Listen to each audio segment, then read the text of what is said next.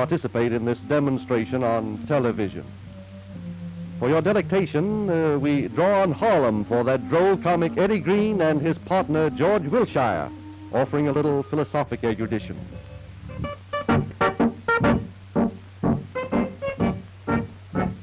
Hello, Jerry. Oh, look at you. Yes, sir. Where you dressed? Where you going? Boy, I'm going down Lennox Avenue to the restaurant to get me something to eat. I'm glad she is. I'm glad. You know, I can't stay with you, though. What's the matter? It's too hot in Harlem for me. I'm going somewhere where it's cool, right? Too hot? Yeah. Why don't you go to my home, boy? You got to, where you? Nova Scotia. Go. No, Nova Scotia. Go away. It's cool there all the time. Oh, it is? How cool do it get? Well, last winter it was so cool. Go away. It was actually 30 degrees below zero. Below who? Below zero? Who? That's the thermometer. Well, the thing, what goes? Yeah, the thermometer. Yeah. Yeah, I know that. Is that cool? That's cool. Sure, it's cold. Oh, man. 30 below zero. Is that's spring where I come from. I'm telling you. Where did you come from? You bet you never heard about Greenland. Oh, is that where you from? I'm from there, boy. It gets cool. Let me tell you what happened. Last September. September. you That's know. the fall of the year. It ain't got cold yet. You're telling me. It just doesn't get well. It's nighttime when I was going up there, you know. Mm-hmm. I stepped out the back of the house one night with a lit lantern. You know what a lantern is? Yeah, one of them little old lamps. Was lit. With a handle, yeah. I had to see my way out. I stepped out the back of the house with a lit lantern. And what do you think happened? It was so cold till the flame froze on the lantern. I'm telling you. The flame. The flame. You know what I done then? Mm-mm. Broke off the flame and threw it up against the barn and forgot all about it. You're still talking about the flame. I forgot all about it. Yeah. Spring come and set. It thawed out the flame and set fire to the barn. I'm telling you. No, it didn't. It didn't get cold yet, though. You know. December it gets chilly like Now that. you're talking about the wintertime now. Man, let me tell you what happened last December. Last December, I was hungry. See? Mm-hmm. I said, I'll get me some bear meat. Bear meat. I like bear meat. Mm-hmm. Oh, man, I had my gun and I started out. Wasn't gone 2 minutes. Up stepped a grizzly bear. Mm-hmm. Oh, man, I raised my gun and aimed it at him just like that, and then it come to me. I didn't have no shots in the gun. You didn't? Oh, my goodness, man. Soon as I realized that, the perspiration started pouring out on the forehead. Yeah. Soon as it struck the outside atmosphere, turned into little balls of ice and dropped on the ground. The perspiration did that. That gave me an idea. Mm-hmm. Stooped down and got a handful of them balls and dropped them down. Yeah, uh-huh. Man, I really found. Yeah. Oh, man, I throwed up my gun and boom. Uh-huh. Off went the gun. The red hot powder turned them little balls of ice into a stream of water. The water come right out the gun. Soon it struck the outside atmosphere, it turned into an icicle. The icicle went right straight ahead and hit the bear smack in the middle of the forehead, penetrated his head, and he died with water on the brain. I'm telling you this. Say, Jerry, I got to go now after You that ain't one. going anywhere. Yeah, I'm hungry. See, I got to go on Lennox Avenue to the Busy Bee to get my supper. Don't go over there. Go to my grandfather's restaurant. Oh, your grandfather's too slow, man. Grandpap is the fastest cook in the world, I'm telling you. No, he can't beat this place I'm talking about. Don't tell me, The can't. Busy Bee is the fastest restaurant in Harlem. Man, how come? Look here, no longer than yesterday. You know what happened? What I happened? went in there and ordered me a plank steak. Plank You know what that is, don't you? on a piece of wood. I see Yeah. it. Go ahead. Plank steak. And in 2 minutes' time, the waiter had it on the table waiting for me. 2 minutes? 2 minutes. That's a local compared to Grandpa. No fooling. Let me tell you what Grandpa was cooking in the Depot restaurant in Chicago. Mm-hmm. 75 actors was coming from Los Angeles to New York to make talking pictures. Had 10 minutes to stop over in Chicago to get something to eat. 10 minutes. That's all they had, man. That's all. They rushed into the restaurant, rushed up to the waiter and hollered, "Have an egg." Just a minute. Just a minute. What's the matter? Now, you say your grandpappy used to run a restaurant in the Depot in Chicago. In the Depot. for? Grandpa? 75 actors was coming from Los Angeles to New York to make talking pictures. Was trying to get a job. Go They on. went in there and ordered 75 orders of ham and eggs. Every one of them. 75 orders of ham and eggs. 5 of them only had 10 minutes. 10 minutes to stay there. I'm telling you. Uh-huh. And Grandpa was just glad. I bet it scared him to death. Who, Grandpa? Sure. Oh, man. Listen, they didn't even scare the waiter. Grandpa was back in the kitchen smoking his pipe. The waiter just walked over to the kitchen door and he hollered into Grandpa like this. He says, "Ham and eggs on 75. And what did your grandpappy say? He said, "Take them away before I burn them." I'll see you later.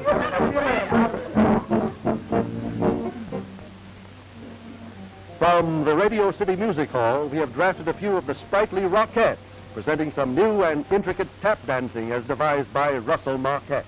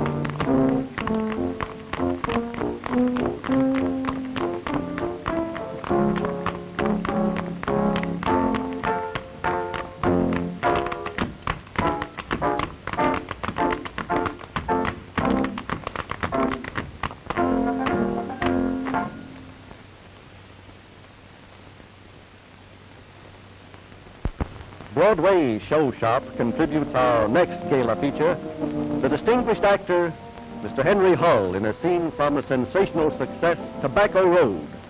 Mr. Hull portrays Jeter Lester, an old sharecropper who has been rendered poverty-stricken by the economic conditions of the last 7 years affecting the entire cotton-growing belt of the South. A neighbor upbraids him for his poverty, and old Jeter replies in kind. Mr. Henry Hull as Jeter Lester. Ain't my fault, is it, if Captain John done shut down and given me snuff and rations at the stove? He moved off to Gus living and died there. I worked for Captain John all my life.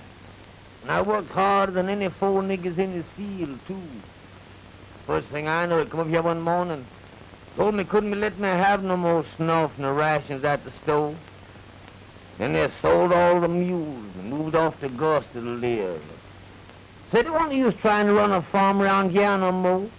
50 plows or 1 plow. Of course, he told me I could stay here on the land as long as I liked. But God ain't doing me no good. Ain't no work I can find to do for hire. Can't raise me a crop 'cause ain't got no mules.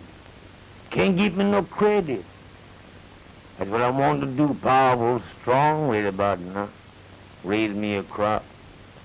When the winter goes, there comes time to burn the broom and sedge off the field. That's all I want to cry, I reckon it is.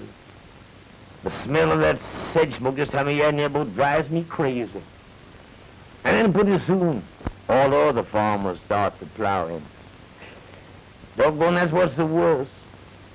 The smell of that new earth turning over in the furrows behind them plows gets me all weak and shaky. It's in my nature, I reckon. Burning broom sedge, plowing in the field. I've been doing it for near about 50 years now. And my pa, his pa for him was the same kind of men. Us Lesters sure does like to stir up the earth and make things growing. The land's got a powerful hold on me, love. Powerful hold. Of course, things weren't always like they is now, neither. Hell, I remember a time, short while back, when all the merchants in Florida was tickled to death to give me credit. All of a sudden, Captain John done moved away. Next doggone thing I know, the sheriff come up here one morning, took me about every bit of goods I possessed, except an old automobile and the cow. Said they weren't no good. Said the automobile wasn't no good. And then said the old cow was so old she wouldn't take no freshening. I reckon you'd rated that. Cause the automobile won't run, and the old cow, she done up and died. That's the way things is, love. That's just the way things is.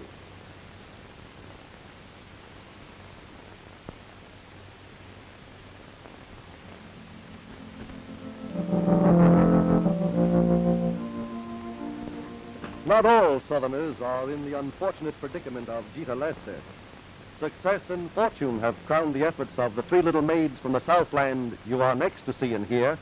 And when you do, I am sure you will agree that fortune would have been a silly jade had she neglected to reward the talents of the lovely Pickens sisters. Carry me back to old Virginia. There's where the cotton and the corn and taters grow. There's where the birds warble sweet in the springtime. There's where this old dog is on come along to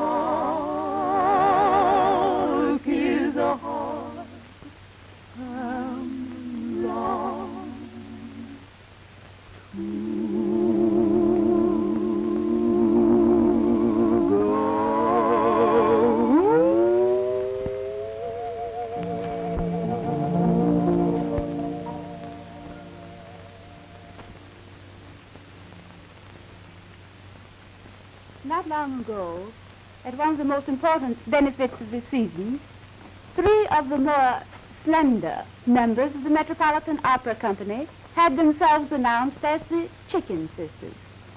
They sang Minnie the Moocher. Now, in the spirit of good fun, we should like to give you our impression of three operatic singers at a concert.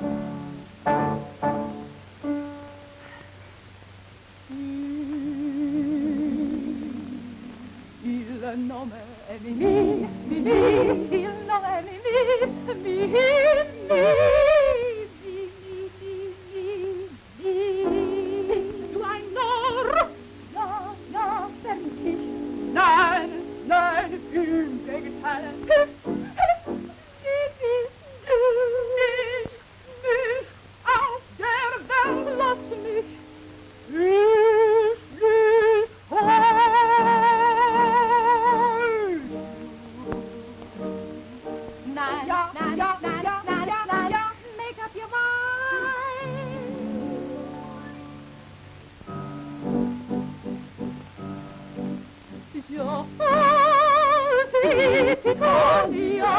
blonde. Je suis Claudia.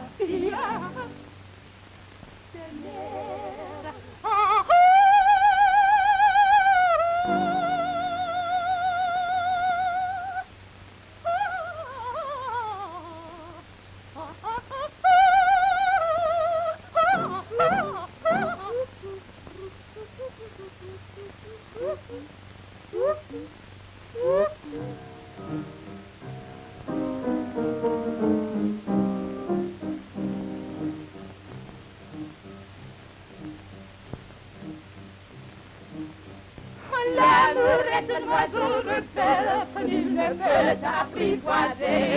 C'est bien en vain qu'on l'appelle, si lui convient de refuser. Si tu ne m'aimes pas, si tu ne m'aimes pas, je t'aime. Mais si je t'aime, si je t'aime, prends garde de toi, porte bonheur au bas des yeux.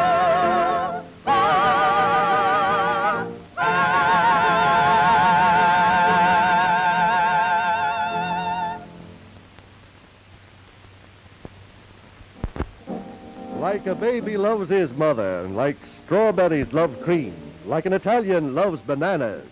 That is how the radio audience loves Edwin and his stooge to end all stooges, Graham McNamee.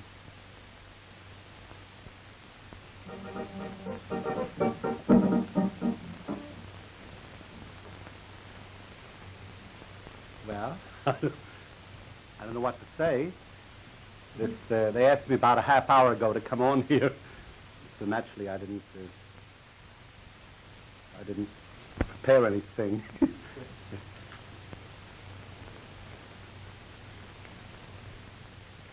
I don't know what to say.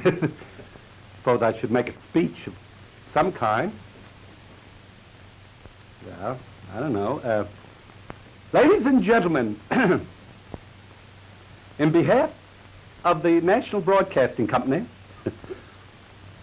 I'd like to behalf of the National Broadcasting Company. That didn't sound so funny to me, but I just thought of it. I feel privileged, ladies and gentlemen. Something annoying me there. That's silly.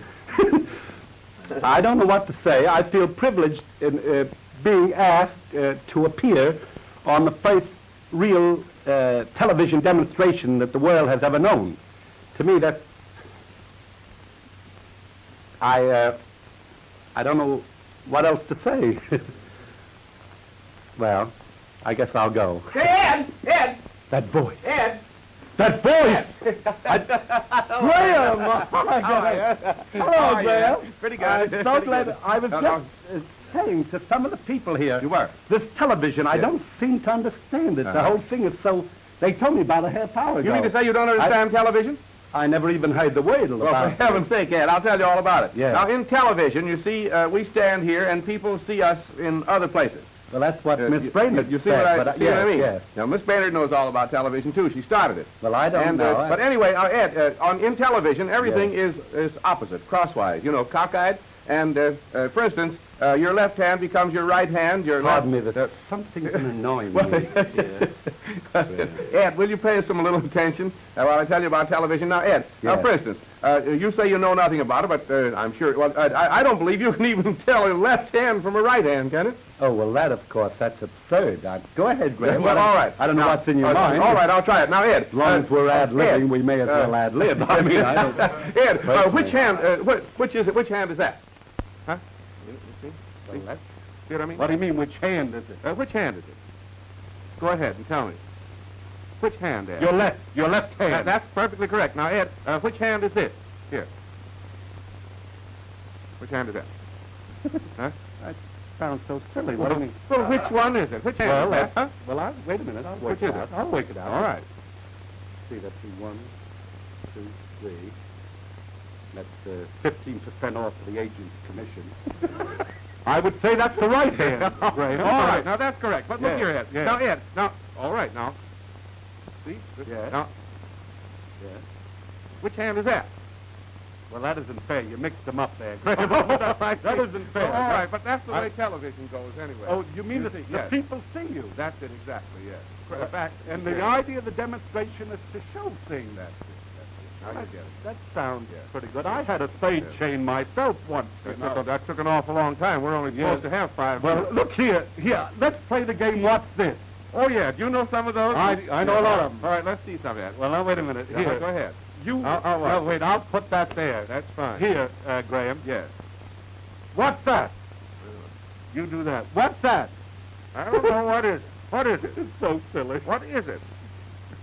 Tell me what it is. I'm starving. Well, that's an Indian driving a Ford V8. Okay, that's the V there. Yeah. You did it that way. We should have rehearsed it. Well, what was it? Well, it's all right. Here's a good one. Here's a good one. What's this? What's Do that. Yeah, that's the cash register. I make these up All as right. I go along. All right, you now know. make up another one. Will you? There's not much sense to any of them. No. Yes. Here, what's this? What is that? it, Ed? I don't know. What is it? The broken record. See?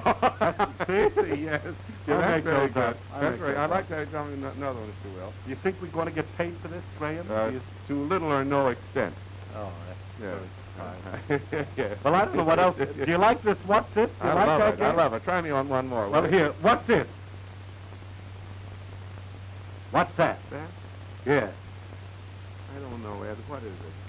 What is it? That's milking mice. That's enough for me. Go on,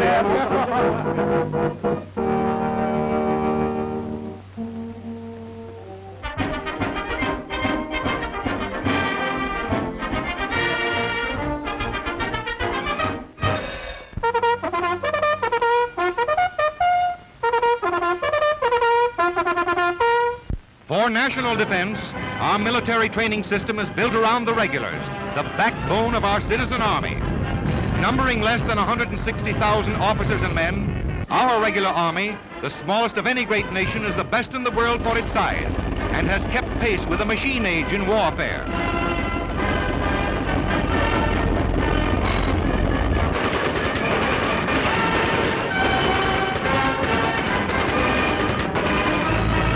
The tanks are moving forts that advance with the infantry, crushing all obstacles.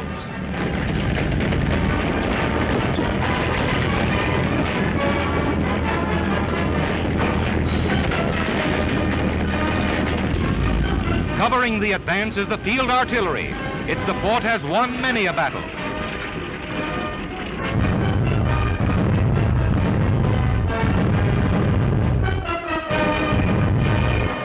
The infantry needs protection from air raiders.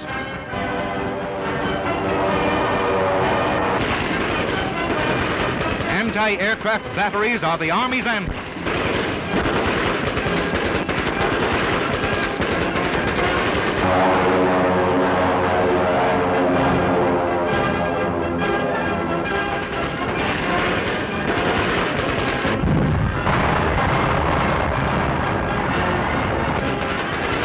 But infantry is still the last word. The man behind the gun has not been displaced by the machine, and King Horse has not been dethroned. For even an up-to-date army must have cavalry like this to fight where machines are useless.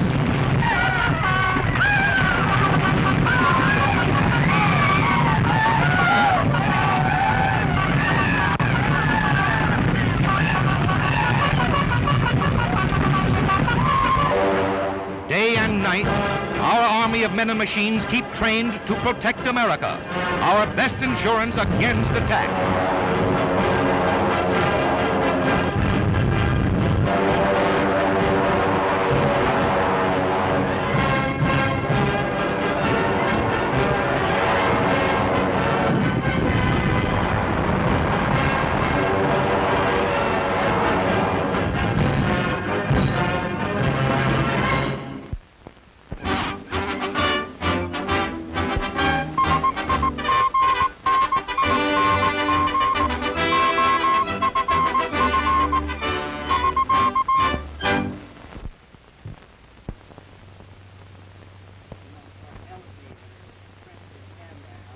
Our first television program for July 7th, 1936 has just been concluded. This is station W2XK, an experimental transmitter of the National Broadcasting Company. We have been operating on a frequency of 52 megacycles by authority of the Federal Communications Commission and are now signing off. Good afternoon.